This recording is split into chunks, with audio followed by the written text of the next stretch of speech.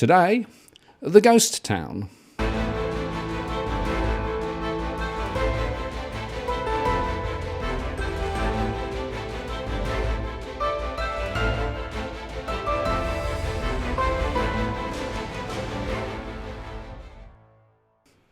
Hello again, it's Martin North from Digital Finance Analytics, welcome to the latest post covering finance and properties with a distinctively Australian and New Zealand flavour. Today I'm joined again by property expert Joe Wilkes. Hi Joe. Good morning, Martin. How are you? Yeah, pretty good. Nice to see you come back. I know you've been jolly busy the last few weeks, so it's great to catch up. Yeah, no, I apologise. I've been travelling around New Zealand, which has been a good opportunity to see a few things and to get a little bit more footage for our audience to have a little look at. And yeah, well, we've got a few things to talk about today, so we should have some fun. Great. Now, I look forward to it. And there is a lot going on over there, as there is in most other places too. So let's get started. Yeah, well, I've been back on the road again and had the opportunity to go back to Tauranga, which is, I suppose, the scene of one of our early posts, the out and about what was it? Property downturn out and about in sunny New Zealand. And well, when I visited back there in November, there was a lot of construction going on all around the periphery of Tauranga in the main centre. Huge developments going on in places like Pies Pa, big development in the lakes. There's developments out in Omukarua. And then also the city centre developments, which were starting. And well, I was looking at the time, just seeing how many new units were being constructed, a few big retirement complexes as well, and just thought, well, this is an awful lot of building going on for a town that, you know, it's had a growing population. It's been New Zealand's fastest growing city over the last few years, but there was signs already that there were, start of the summer market last year, that things were not shifting. And well, I thought I'd take the opportunity to go back up there. I was going up there for other work and had a little wander around and a little look at the town centre in particular. And I've sent you some footage, Martin, which unfortunately the sound quality wasn't brilliant, but maybe we can voice over with this. Yes, okay. Well, we'll put the footage up and, as we talk. But my sense is that things are definitely, going backwards there, aren't they?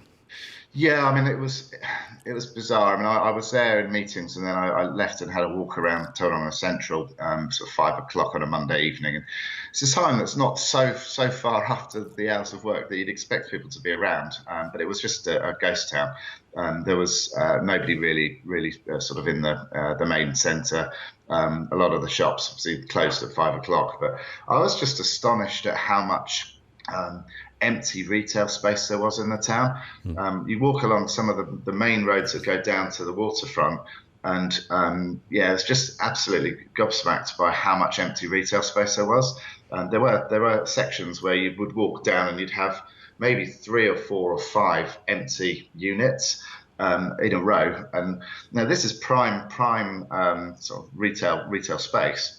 And then went out for dinner, tried to find somewhere where there was more than one person on a Monday night. I appreciate it's not holiday season, so you don't expect it to be full of tourists at this time of the year, albeit that will start picking up in a month or so. But I struggled to find a bar or a restaurant where I was on my own. I wouldn't be lonely. I eventually found one on the waterfront, and it was interesting because this area I'd actually spent time in a couple of years ago on holiday, and it was buzzing. It was December, and there was a lot of activity, a lot of people. There seems to have been a few of the hospitality places that have closed down, and there's also been a little bit of stuff that's been demolished, and where the boarding's up, but it doesn't look like anything's going. So people are trying to rent out space or sell space that they haven't yet put a spade in the ground. They've knocked over whatever was there before, but they haven't actually gone to the next step. And it was, I think it's a real indictment of the challenges that I think Tauranga is going to have from I guess, the perspective of the housing market and the tight nature of all the debt that's been accumulated into the construction sector. And the construction sector is where we are seeing our major credit growth in New Zealand at the moment. We had another record August for development consents around the country, and that's gathering pace. But it was quite phenomenal, just the number of empty units, and at the same point they're knocking down central areas, and there's plans for another big complex in the middle of town. And I'm looking and thinking, well, you don't really need it. You've got so much empty commercial space already that to go and bother building something that's not needed just seems like a waste of time, in my view. I've read reports that people are saying, well, the reason the high street is empty is because of all the roadworks that have been going on around the centre. But I don't think you can blame the roadworks for the extent of empty commercial premises. And this has a knock on because New Zealand is this um, amalgamation of towns and cities that are quite a long way away from each other, and each town very much dependent on its own credit growth and the increase in the debt to go and service the payment for all the businesses that work in the area. The logging industry, which Tauranga is one of the ports where the logs come in and they go out. There's a lot of stock that was sat in the harbour, and these are, I guess, little signs that maybe we're not shipping as much as we were previously. So, yeah, when you look at what's going on, you can't see anything really other than a bit of a headache coming for that particular market. Okay, so going back to that retail discussion, were these new retail spaces, in other words, new developments, or were they older shops that were vacant, or a combination of the two? Combination of two. I mean, a lot of the old high street shops, they've been there for many years. And if you want to show the walk around, you can see I'm there at dawn the following day, and I thought, well, I'll take the opportunity to get some footage. Unfortunately, I didn't have my headset, so the sound quality is not brilliant on all of it. It was quite funny. The birds woke up at dawn. You get this lovely view out over the harbour. But it did sound like a scene from Alfred Hitchcock's The Birds. Yeah, that's right. All the birds descending and attacking. And the thing about this, of course, is, and it's actually a very interesting, if you like, bellwether, right? So if you take Australia at the moment, right, we know that we've got some significant issues in retail in Australia too. And I'm in one of the regional centres here, and recently we've started to see a number of shops shutting, right? And these are shops that have actually been around for years and years and have actually done reasonably good trade. But something has changed. It changed about 6 to 9 months ago, and the retail momentum is now crushing. And we're seeing more and more empty shops, full lease. The lease rates are still quite high, so people are still trying to get quite large, returns on them. But nobody's actually able to make it work. And I was talking to someone the other day who basically said we've got three problems. The first is there is a lack of retail demand. In other words, people are not just buying, right? And that's coming through in all the numbers in Australia. But secondly, the lease costs are actually still very high, and they were set when things were much more buoyant, and therefore economically you can't afford it. But third is also the rates and the other running costs of owning a retail space, and they have gone through the roof. And you put that together, and it's just commercially impossible to make it work now. Yeah, well, I think in New Zealand we've got a lot of Ma and Pa investors who've gone and bought these retail premises. So a lot of them have leveraged into this during the good times, and they were taking some fairly good rental yields. But now you've got so much stock. The competition for tenants must be incredibly high. I mean, I counted, I think, about 30 odd units just on two roads, where you've got the reasonable sized shop front would suit a small business.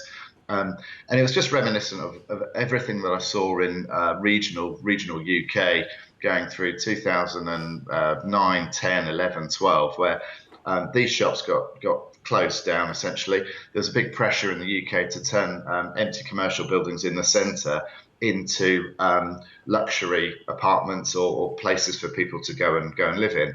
And that was quite a common thing. There was a lot of relaxation over the change of use of office space in central areas to turn them back into residential housing. Now, New Zealand's different because a lot of this stuff just isn't suitable for turning into residential. And because it's often single level or one level, maybe with some offices above it, the opportunity to do that is really quite limited, unless you then go through the cost of bowling it over and building again, which does cost an awful lot of money. They're not as easily transferable into the residential market. Now, when I remember visiting sort of the peripheral areas of Manchester and Liverpool and going outside Newcastle and Sunderland, you go to some of the smaller towns there, and every shop turned into a pound store. It was anyone trying to sell any bit of bric-a-brac, and the only people who could really make things work were the charity shops who, because they were charity shops, didn't have to pay the same rates. So you'd end up with temporary charity shops turning up for 6 months here, 12 months there, whatever, and the high street just ended up looking a mess. So I think that Tauranga's got some challenges ahead, and my spy up in Tauranga after I spoke to him on Tuesday evening after having been up there and said, look, is there any chance you could pop to the auction again on Thursday? So he did that, and this is the Eves auction on the 5th of September. So I'll send this over, but there were 11 lots up for sale, Martin. And it was, again, a return to the library auction room. First lot, normally this is the way they go. They go with something that's low value, affordable, and it is normally the one that they think is going to spark the most energy in the room. Just 2 bidders. Final bid was at 565,000. It sold. Lots 2, 3, 4, and 5 didn't get a single bid, not a whisper. And he was saying that people were starting to look a bit shocked. In fact, he said, again, more owners of property in the room and more agents than there were buyers present and bidding. Lot 6, 1 bidder, plus a vendor bid, because you had this vendor bidding against one person. I never understood why one person would want to compete with themselves, but they did it. And that was called in at 670, but was sold by negotiation at 681. Lot 7, no bids, passed in. Lot 8, 1 bid, but passed in. Lot 9, lot 10, lot 11, nothing, not a single whisper. So of the 11 auctions that my good friend went and spied on for us, 8 of them didn't get a single bid.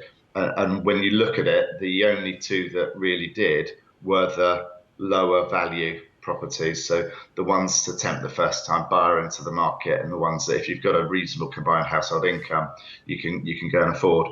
So that's a sign of challenge in Tauranga. I think that one of the things that they're experiencing is that because they've built some big housing developments out on the periphery, and they're trying to build shopping centres, supermarkets to service those new developments, it's sucking the money away from the centre, and the central area, which really, 2 or 3 years ago was a wonderful place to go and visit as a tourist, is now looking really, really scruffy, and that is going to affect whether or not that area is deemed a nice place to go on holiday.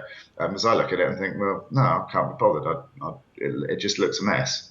So it sounds to me as though the ghost town is not just a temporary thing. Then it's more a structural change that's going on, and I guess that's quite worrying. Yeah, well, they've got to try and work out what they're doing very, very quickly, because if they keep building these peripheral sites with so much stuff going on, and some of those peripheral sites, all the houses are there, lots of them are empty. They have maybe built something from a supermarket perspective or whatever, but there's a lot of other stuff that hasn't really ever got started, because there doesn't seem to be enough cash in the market to keep everything going together. Well, we'll watch this one, Joe. I think it'll be quite interesting to see how it plays out over the next year or two, because I think this, as I said, is a potentially interesting bellwether of when things are not going quite as well. Often it's centre of towns and retail that actually take the hit. Yeah, initially. Good to talk to you, Joe. See you next time. All the best, Martin. I'm Martin North from Digital Finance Analytics. Many thanks for watching, and I'll see you again next time.